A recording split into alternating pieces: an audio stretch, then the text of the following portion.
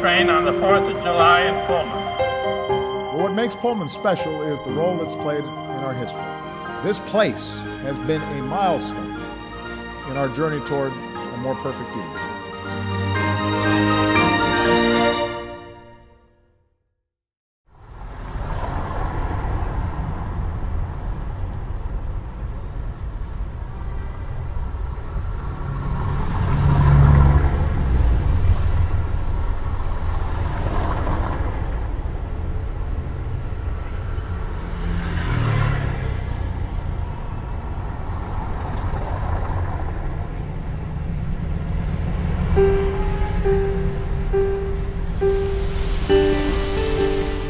On the rim of the fountain at Pioneer Court, the names of some dozen builders of Chicago are carved.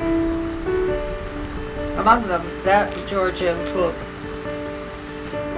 my grandfather.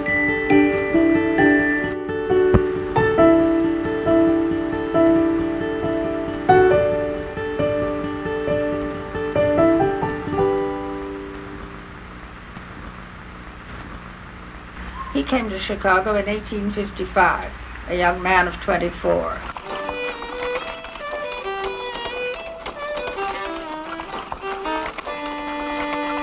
And made his first mark on the city, helping to pull it out of the mud by jacking up many of the important downtown buildings to the level of the sidewalks.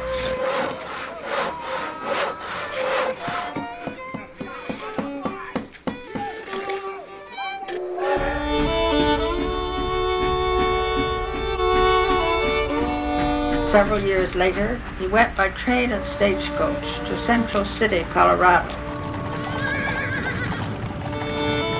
where for 2 years he owned and operated gold mines, a sawmill, and a general store.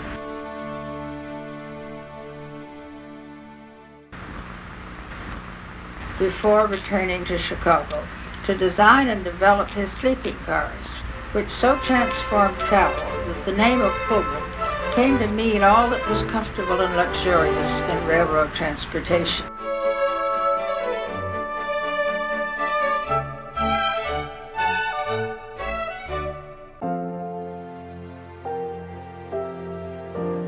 I like to think that my grandfather's most lasting contribution was the creation of the town of Pullman, Illinois, on the shore of Lake Calumet at 111th Street, Chicago.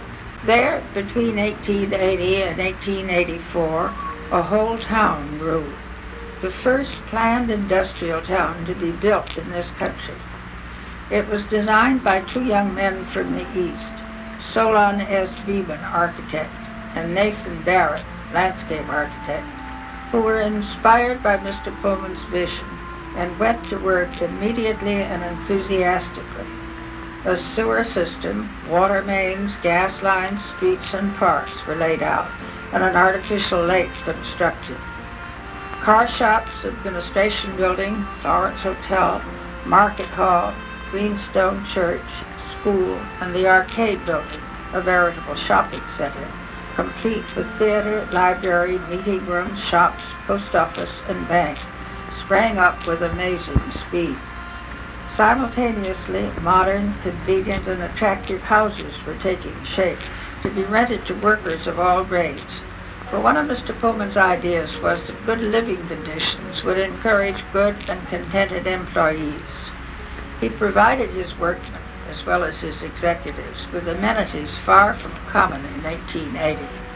Where else would they have had houses with running water, indoor plumbing, illuminating gas, adequate light, and good ventilation? In August 1881, my grandfather wrote my grandmother, "The place has improved wonderfully since you saw it in June."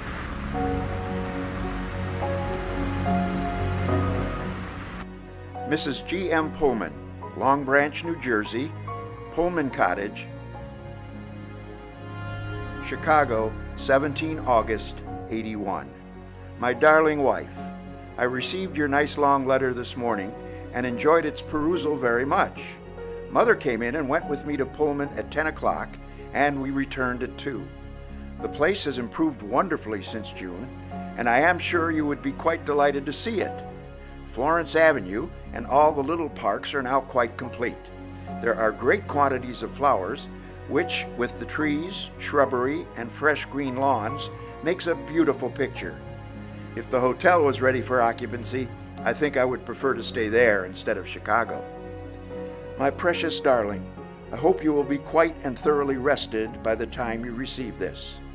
I miss you very much. I am working awfully hard and hope to get away Saturday night.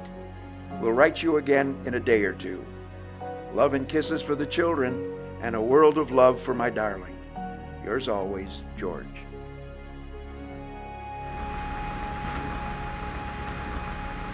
I have a feeling that nothing Mr. Pullman did gave him greater satisfaction and pleasure than the town of Pullman from its inception until the sad days of the Pullman strike.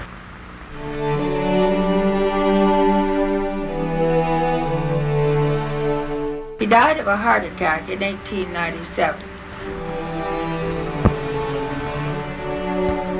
And in 1898, the Illinois Supreme Court ruled that the Pullman Land Association must divest itself of all property not needed for industry.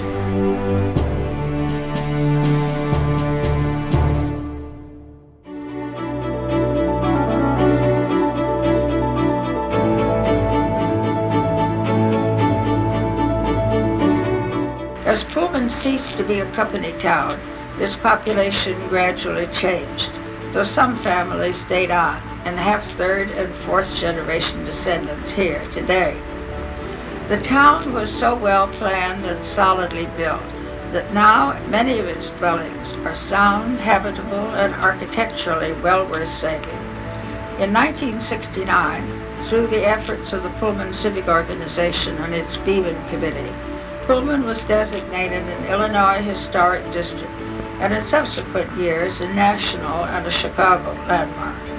Pullman today is indeed a living community.